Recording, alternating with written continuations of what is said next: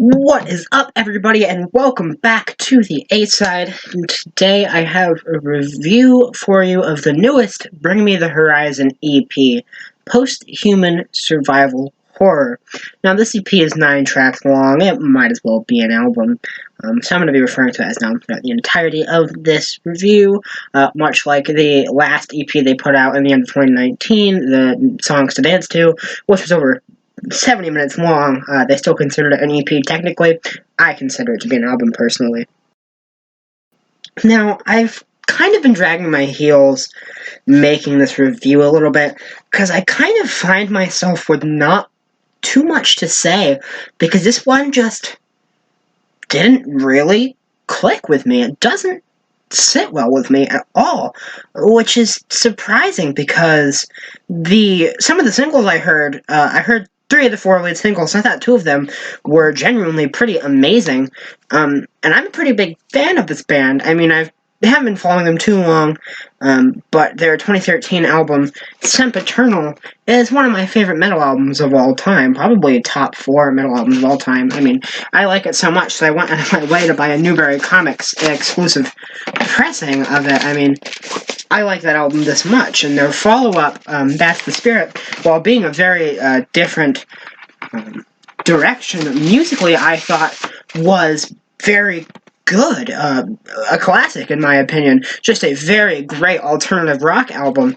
And I didn't really like what they did in 2019. I thought Amo was a pretty bad experiment, and the Songs to Dance To EP was a garbage fire. It's one of the worst things I've ever had to hear.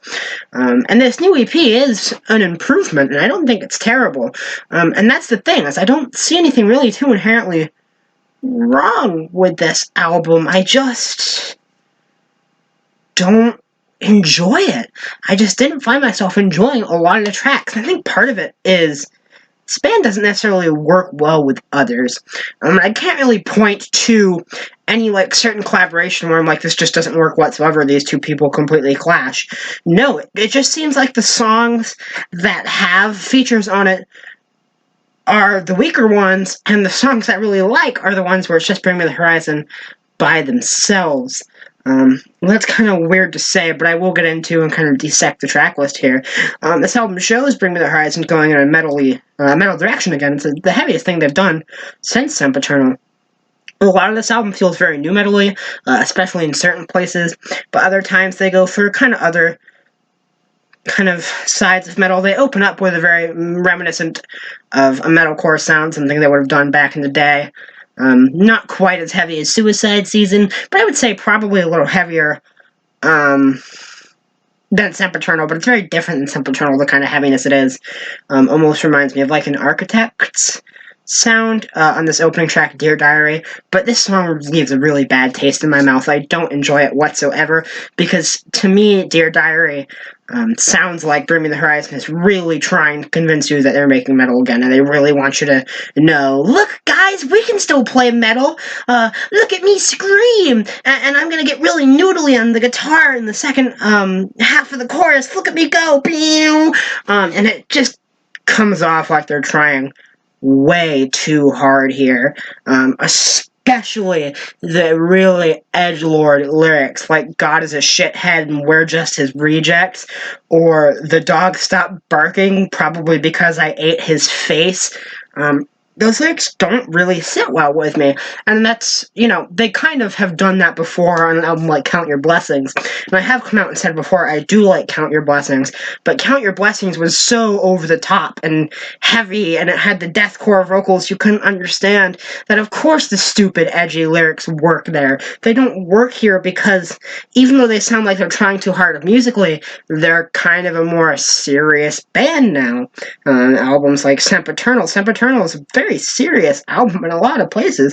You don't have a lot of jokey moments on an album like that. So they kind of set their precedent with that, and even That's the Spirit and Amo, that they're kind of a rather serious band. They don't do a lot of joking around. So this is taken without any irony. It's taken very seriously. It's a very self-serious song, and it just comes off as being really tacky and really stupid sounding.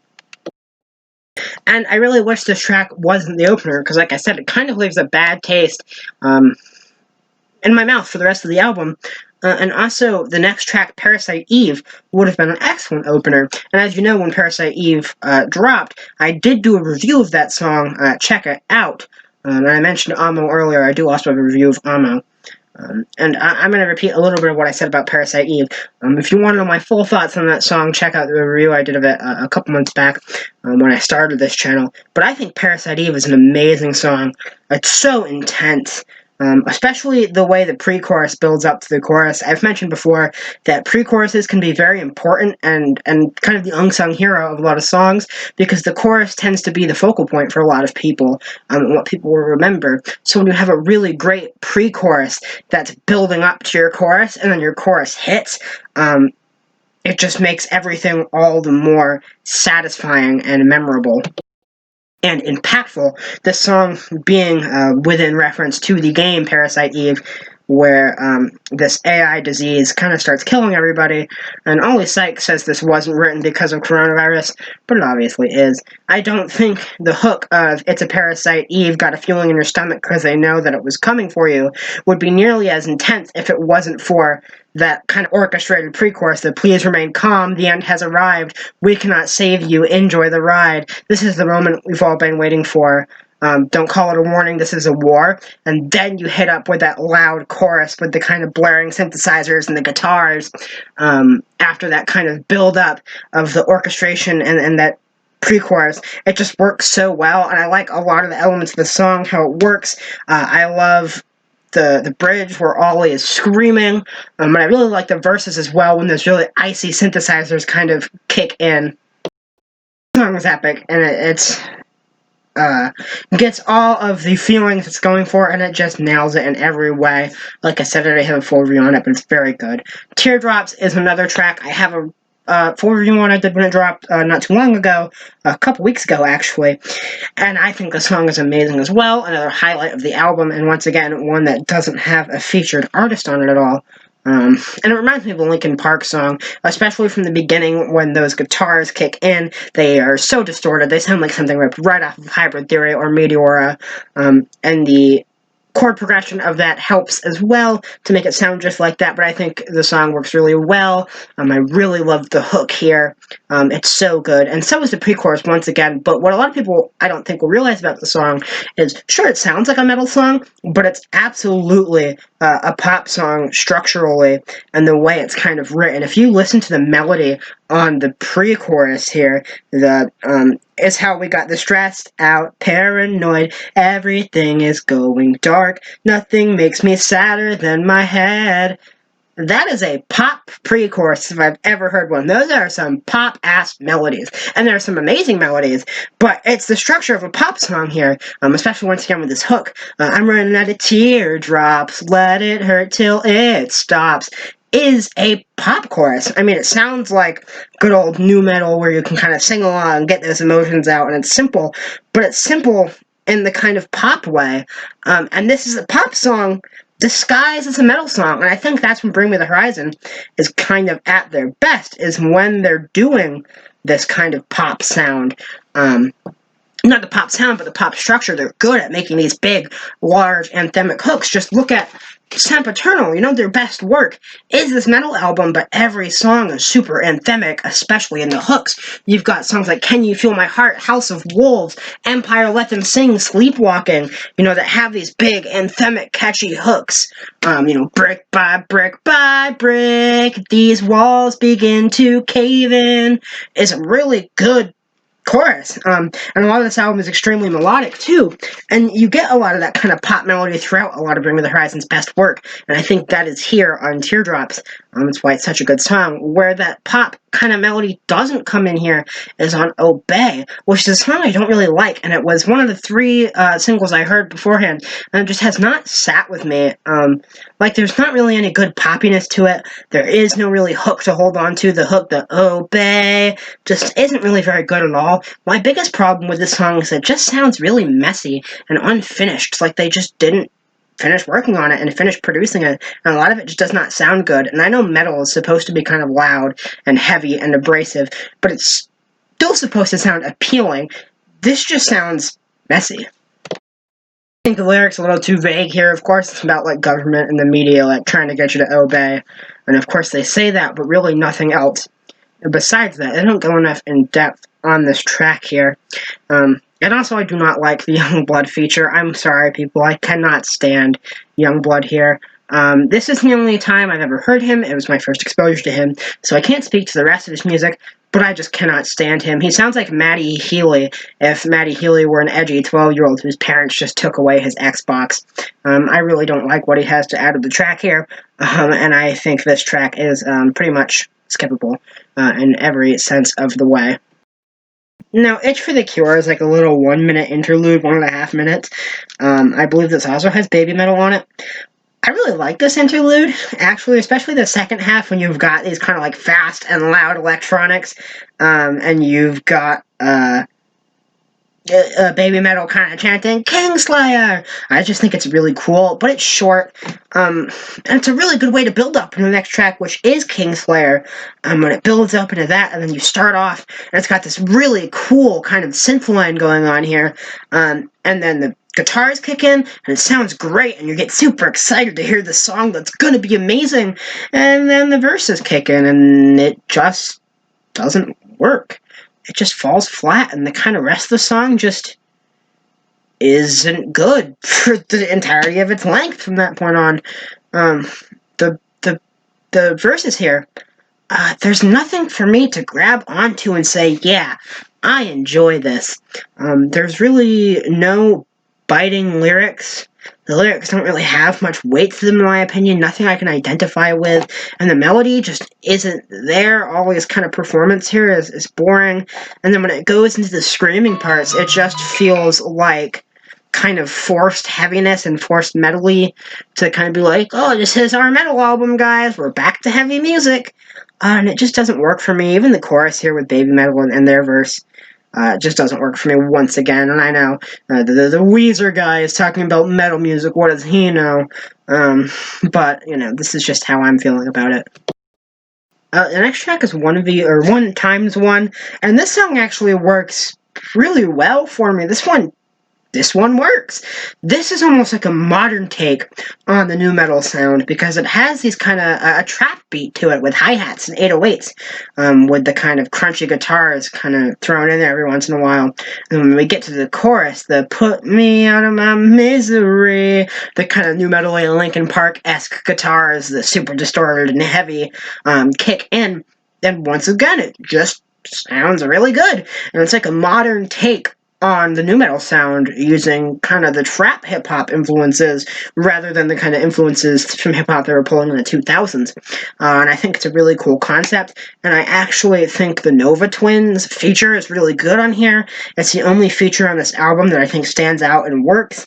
The woman from the Nova Twins just gives a really great verse, especially near the end when it gets louder and she kind of starts, I don't want to say screaming, but kind of singing very aggressively and kind of gruffly, with that kind of gravelly, almost Parker Cannon-esque kind of sound to it. Just works really well. I think it sounds good. It's a little moment of intensity, and I think the song overall works really well. It's one of the highlights of the album, to be honest. I mean, it's not amazing or mind-blowing, but it is very solid, and I think it works a lot better than some of the other tracks on the album. A song that is mind-blowing, though, is Ludens. Now, I actually did not hear this song before this EP dropped. It was the lead single, but I just somehow never got around to hearing it.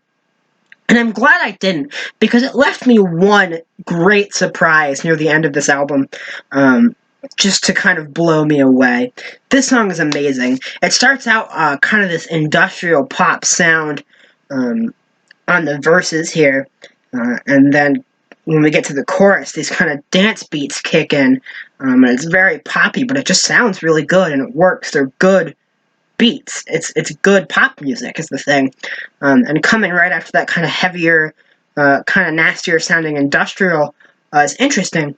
And as I listen to these parts, I realize Ludens is what Amo should have been. And I say this because this is what Amo probably reached. And if they would have maybe waited to go in a metal direction, I think this would have been the sound of the next album, because this was the lead single and it dropped far before the rest of these other singles did. So I feel like this was kind of written after the Amo sessions, but the point where they kind of are solid on this pop sound now, and they've figured it out. And this kind of dancey electronica sound here in the chorus just sounds really good. And then, of course, the second half kind of does the same thing, but with the rock kind of metal elements thrown into it. And it works very well. I think the kind of industrial parts on the verses and then the kind of dancey pop stuff on the chorus both mesh very well with the heavier parts, especially in that chorus where the heavy parts kind of meet the poppier parts. It reminds me a lot of some of my favorite moments off of That's the Spirit, like the closing moment, or Drown, which is my favorite Bring Me the Horizon song. So I really like Ludens. I think it is an amazing song, and one of the better songs on this album, one of the better songs this band has dropped in a long time, actually. I'd say Ludens is better than anything on Amo, and definitely better than the 0 out of 10 that is the Songs 2 EP. And that brings us to the closing track. Now, this album closes with a track that has one of the most pretentious 1975 I Like It When You Sleep bullshit titles of all time. One day, the only butterflies left will be in your chest as you march towards your death. Some Dr. Seuss 1975 Matty Healy pretentious bullshit. But maybe the song is good, so let's take a listen. Oh, wait, it's not. It's boring as hell. It's so generic. It's more generic than a Disney Prince. It really does not do anything. It tries to kind of be orchestral and soft, but the problem is none of the orchestration is beautiful. Never does this track meet any kind of moment of beauty, and it just kind of coasts on until the end. And here's the real kicker, is you got Amy Lee of Evanescence to get on a track, and you stick her on a song so boring, and you completely waste Amy fucking Lee! And this song is, like I said, just generic and rather boring, and doesn't really do much for me. Which is sad, and I feel that's the kind of thing with a lot of this album, is it just doesn't do a lot for me. I like about half the tracks, but, you know, 3 of the 4 tracks I like. 3 of them are amazing. The 4th one is pretty good, but the rest of the tracks, besides Obey, which is pretty bad, the rest of the tracks are just kind of... Oh, and Dear Diary. Dear Diary is really bad, too. But the rest of the tracks just kind of... I mean, The Only Butterflies is boring. And the other tracks aren't even necessarily boring. I don't think they're bad. There's nothing wrong with the majority of these tracks. They just don't do anything for me, and I'm just not feeling this EP whatsoever. That being said, it's a huge improvement over what they were doing in 2019.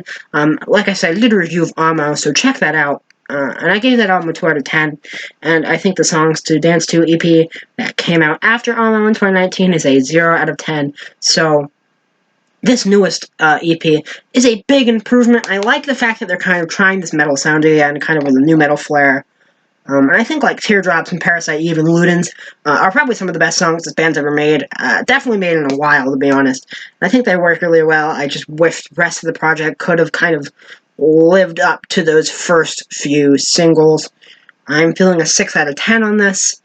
I wanted to get this out today because now Antoine Fantoine, the Needle Drop, is putting out his review today, and I've been dragging my feet on this long enough, but honestly I haven't been listening to it like I thought I would, and I didn't really want to talk about it because, like I said, I didn't have a lot to say. I ended up having enough to say, but I didn't think I was going to, and I've been listening to that new Clipping album, and I really want to cover that instead because it's really good, and this just kind of is here. So, yeah, that's it. Watch my review of Amo, watch my review of Parasite Eve, and Teardrops if you want to kind of get more in-depth thoughts on those songs, because I think they're really great. I've been the A-Side. Be good to each other. I'll see y'all next time.